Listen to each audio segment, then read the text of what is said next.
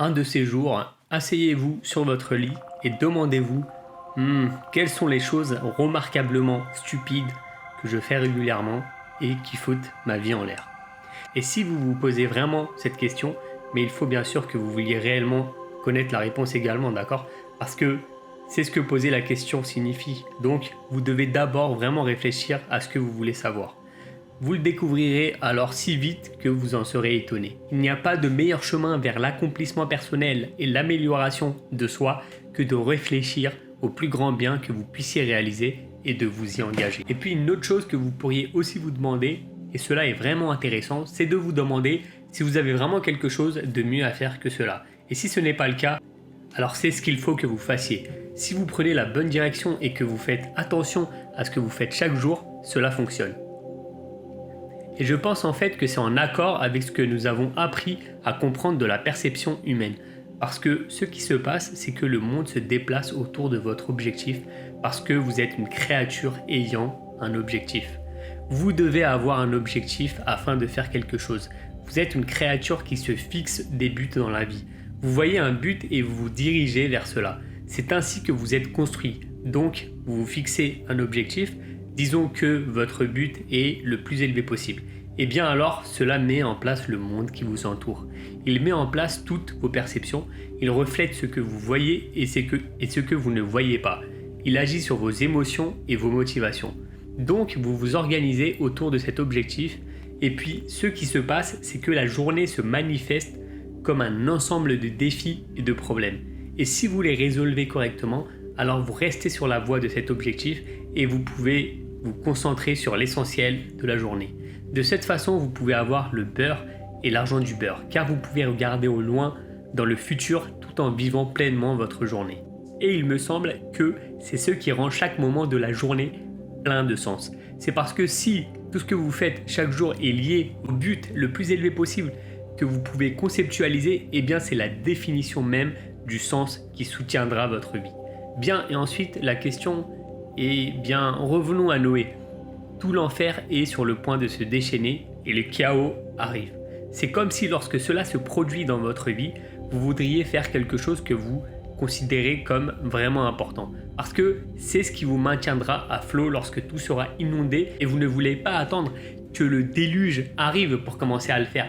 Parce que si votre arche est à moitié construite et que vous ne savez pas comment la diriger, la probabilité est très élevée que vous vous noyez. Demandez et l'on vous donnera. Cherchez et vous trouverez. Frappez et l'on vous ouvrira. Car tous ceux qui demandent reçoivent et ceux qui cherchent trouvent et à ceux qui frappent, on leur ouvre.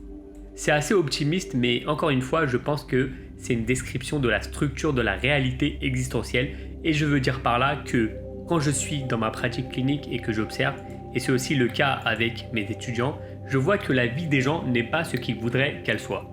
Et alors vous vous demandez pourquoi? Eh bien, oubliez la tragédie et la catastrophe car c'est une évidence et nous n'allons pas en discuter bien que le degré auquel vous provoquez votre propre tragédie soit toujours indéterminé. Mais je ne dirais jamais que chaque chose terrible qui arrive à une personne est quelque chose qu'elle a mérité. Je pense que c'est un présupposé très dangereux, notamment parce que tout le monde tombe malade et que tout le monde meurt.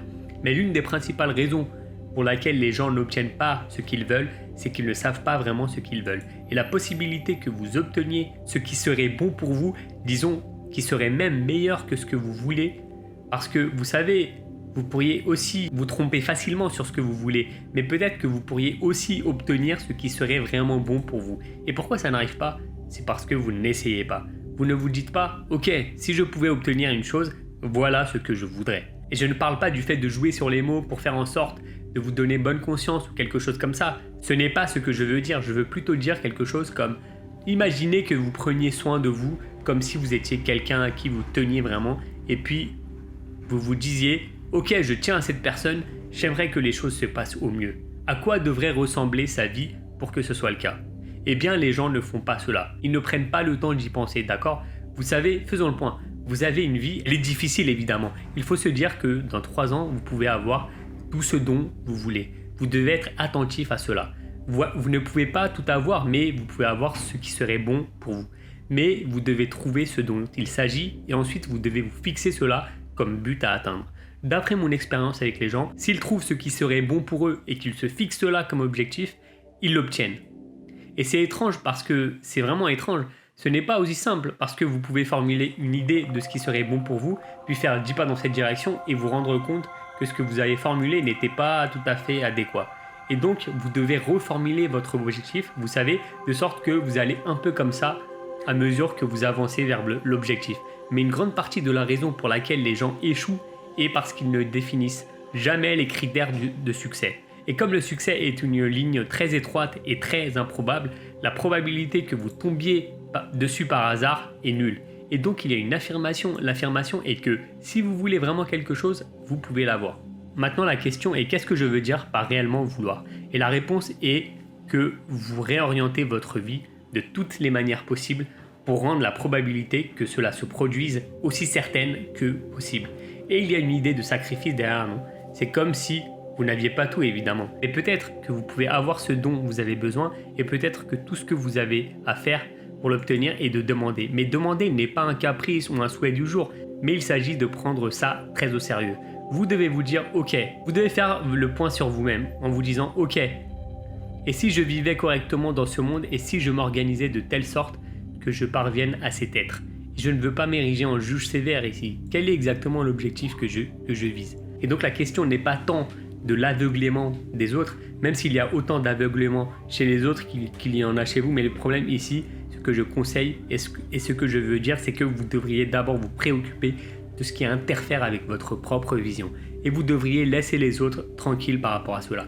Donc votre état d'esprit devrait être de vous dire que si vous agissez au mieux, les choses s'amélioreraient pour vous, alors que si vous cherchez à identifier le mal à l'origine de la catastrophe comme quelque chose qui est à l'extérieur de vous et que quelqu'un d'autre doit réparer ou dont quelqu'un ou quelque chose d'autre est responsable, alors vous n'allez pas pouvoir réparer cela et vous allez rester aveugle aux choses que vous faites et ne faites pas qui font que les choses ne vont pas bien pour vous. Il est donc préférable de se dire « Ok, je suis probablement aveugle à bien des égards, peut-être qu'il y a des moyens de rectifier cela. » Car il est très probable que vous soyez aveugle à bien des égards. C'est même pratiquement certain. Et donc il est plus utile de se demander comment il se fait que je me trompe dans cette situation. Je vais vous dire quelque chose que j'ai appris à faire lorsque je me disputais avec ma femme. Ce qui arrivait assez fréquemment car lorsque vous communiquez réellement avec les gens, vous découvrez qu'il y a beaucoup de choses sur lesquelles vous n'êtes pas d'accord. Et c'est parce que vous êtes en fait des créatures différentes. Et donc si vous voulez avoir une conversation sincère, vous allez découvrir que vous ne voyez pas les choses de la même façon. Et alors vous pouvez soit faire semblant que ce n'est pas le cas et passer outre et finir dans une guerre indirecte durant 30 ans. Ou bien vous pouvez avoir cette foutue dispute quand vous en avez besoin et voir si vous pouvez arranger les choses. De temps en temps, nous nous retrouvions dans une situation où nous étions à couteau tiré. Nous ne pouvions pas en sortir. Et vous savez, cela dégénérait en discours de haine. Disons-le parce que oui, tout le monde rit à ça parce qu'ils savent qu'ils peuvent manifester beaucoup de discours de haine envers ceux qu'ils aiment également. Donc l'une des choses que nous avons appris à faire lorsque nous étions dans une impasse, c'était de nous séparer et de suivre notre propre chemin. De nous asseoir et de réfléchir. Ok, voyons, nous sommes dans cette situation désagréable. Nous n'arrivons pas à trouver comment aller de l'avant. Je pensais toujours, bien sûr, que c'était de sa faute. Évidemment, c'est de sa faute à au moins 95%, mais peut-être que j'ai aussi fait quelque chose qui a contribué à hauteur de 5%.